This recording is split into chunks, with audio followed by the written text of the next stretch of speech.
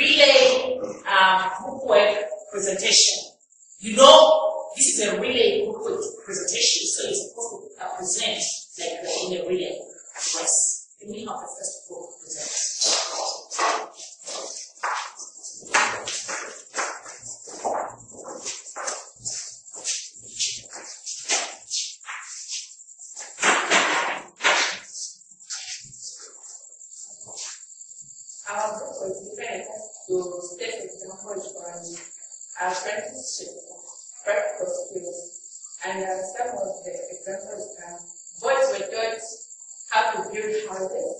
They were also taught how to hunt for animals by their fathers. On the other hand, the girls spend much of the time with their mothers.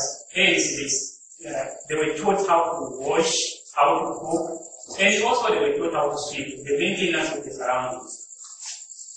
And the other things also which we are doing, girls were taught how to fetch water, and also boys were taught how to care by their fathers. And we have said that some of the activities we are doing, they were taught how to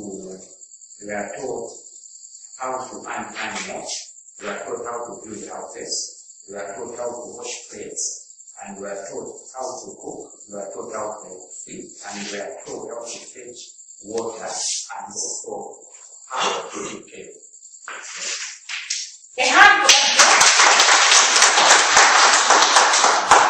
That was a job well done.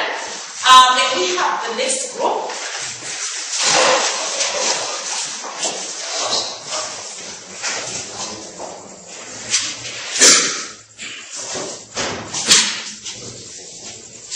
This is group 1. It was given in the casting.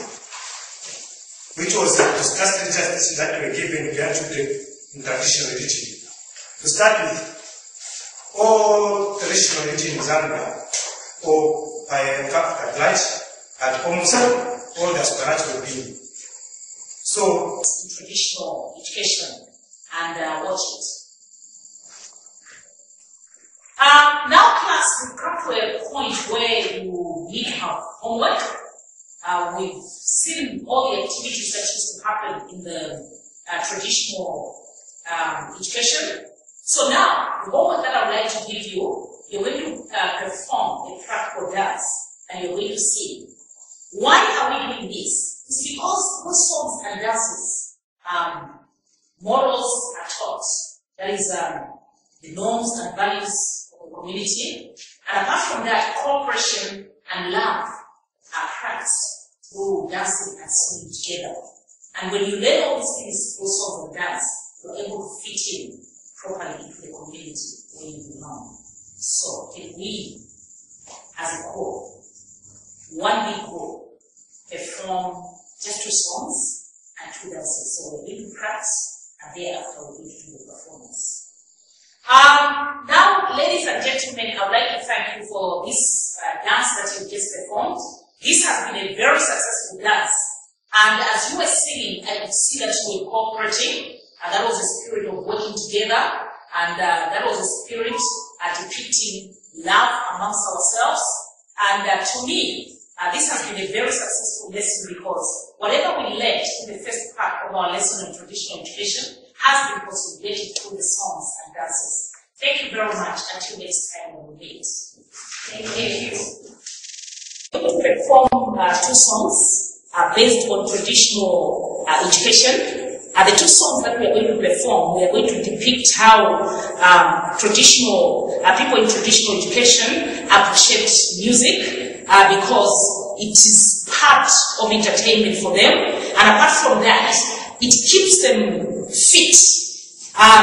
You're going to watch the interaction that is going to go on between ladies and gentlemen. That was part of bringing people together so that they rejoice and so that they become very close as a community. So now it is time for us to present the song.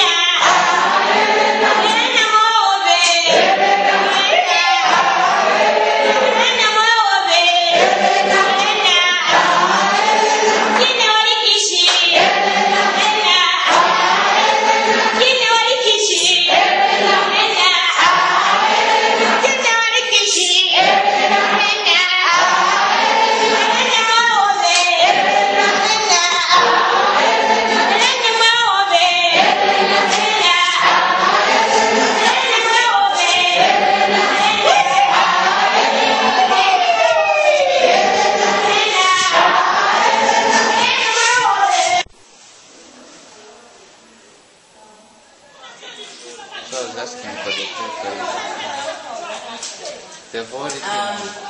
Traditional education was life itself. Indigenous education, known as tribal education, the same concept, was life itself. Here you can see a young man was being taught how to carve, the skill of carving. Young men could be taught how to make seats, stools, how to make beds, and anything that could be made from wood. That was part of traditional education, indigenous education, tribal education. And the other component that we've learned was that of initiation ceremonies.